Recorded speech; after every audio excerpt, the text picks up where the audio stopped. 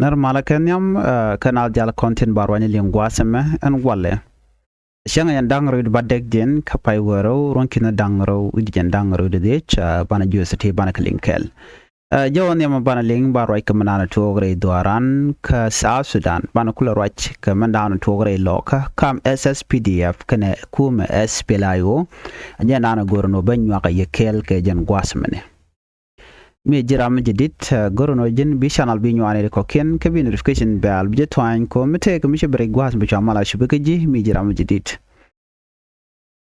araja ban linken yam dio ci kon dial tike ngai ko kore dana ci tok bana me e jawdo dien mi goro be ñuaka ye kel ka dobu dana ci tok je dobu dana de kon link je ke abden mishalat ke shanya dangro baro ka pai wero ronkin dangro jan dangro di che joja gwan wo te ke tong wada lat ko dien kana to ken relo nuer gwada dan ente nuer kon dial tiketin gwada dan ci ko je tokten ban ju kullin kele no ngum shora lat ki ngum to ana me me ban ko nyu akela chalado ne la situation ke tin kon lat ko re doaran en winimi awang wanu kan kamre kan rodien chalado ne la ne tin kon la kwar ke commander nyeng SSPDF tin tere wi ka wat wa cha jagoro bikan tun wan bikan kalat te ban wer ba jako bi ke nyeng karodien ban malat ka gwasme ka commander SSPDF chalado ne ken commander to tin jare realeka ke information dana ye jekka chalat guardian content ngai kamana la rode ke social media chalado wo take mobilization mulat ke ken commander to toni ramanyam wa to wel nyak tetin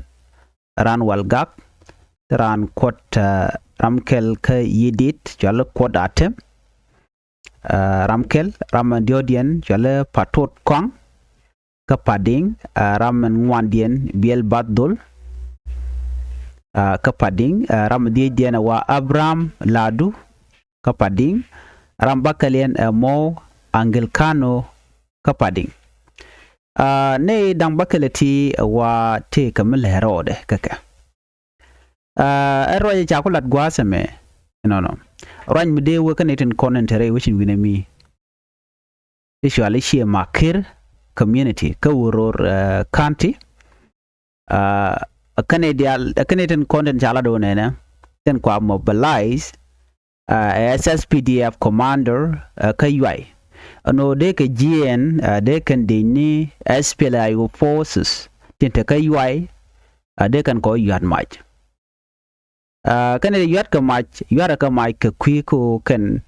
ka SPLIO ko le lane de content kwa kirmi yadi kwa support ketin kwa kume kwa support la government tere wike juba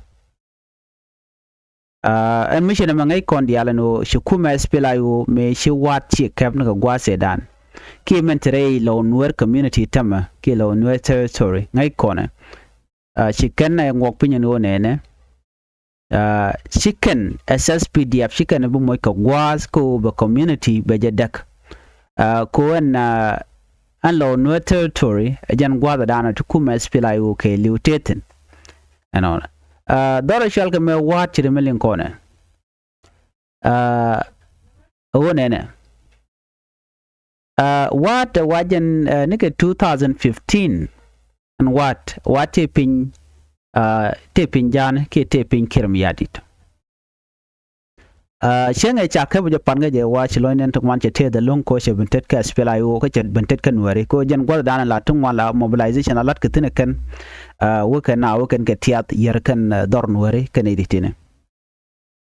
mi shaka benta ma shara do chiloina che the long ka kuje mo che SPLIO chikala do nene any position dien metuku me kirm yadi tene ki kuma SSPDF kana shi kana bepal non lat kana wona na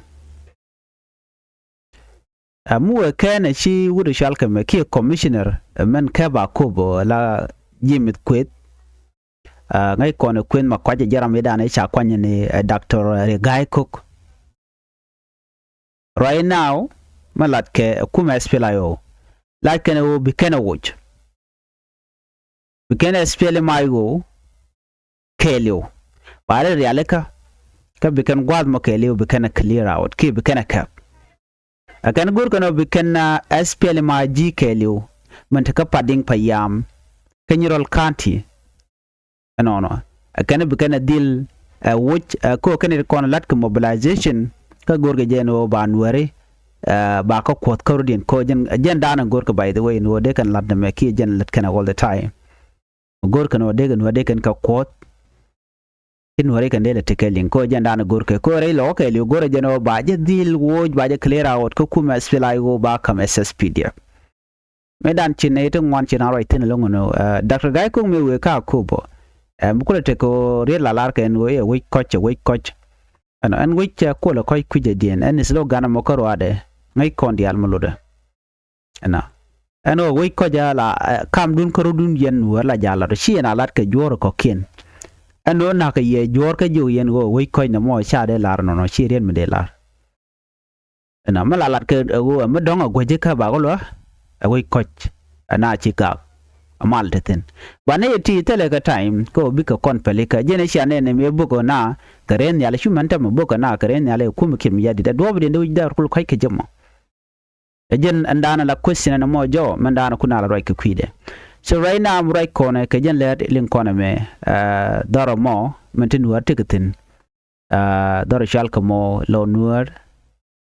lan sikana la no sikan former commander dial tilla di SSPDF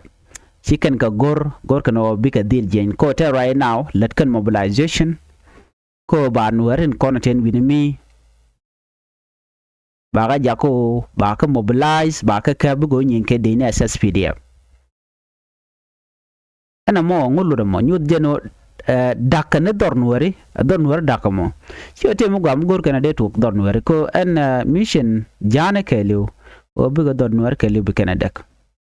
so ti gane ti shako mo ke yoti kel kel to giken o bum ka ko ne da to de kan nuare de kan ko mobilize ko de kan SSPL ayo ke liu goda ko te kan kwarkin amene de al kono kwa support de kan gadil joira shin me dane chalat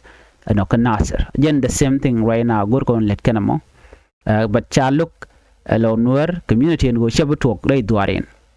medan chaga confuse Dr. Gai Cook barai now chago chublo dian no man gwalat Dr. Gai Cook chagul goro bilon wer community big tagamal le dan wane ke ba jang ba ka mo ke gwa no kana be benefit bo we ka ne den kontin la jang jang lat kon go gwa se me ka jang kontin tin kwa kim yadi kwa support ti ka jang dial but yes de ko lar 90% ko ka chonkel ga kim yadit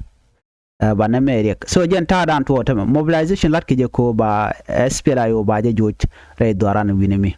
so jen shaling na mo na me je report dan de yena link ka bana jika ler dien biata mal